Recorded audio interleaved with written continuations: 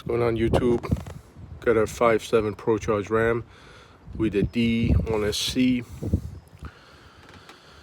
It's tuned by Greene. Next project is gonna be this weekend. Core 4x4 for anti-hop, and got the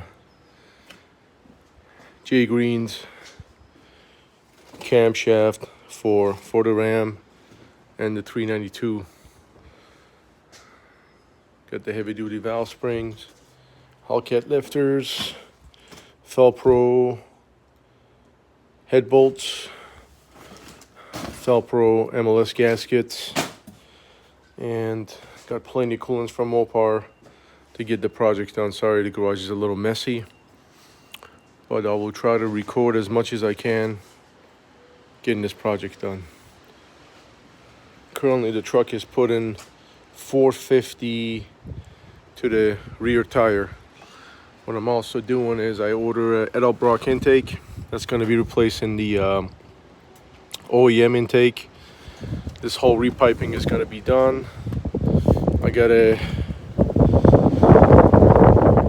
TL, sorry about that, I got a TL blow-off valve coming for this to replace the Pro Charger, and that's pretty much it. Update further with more videos.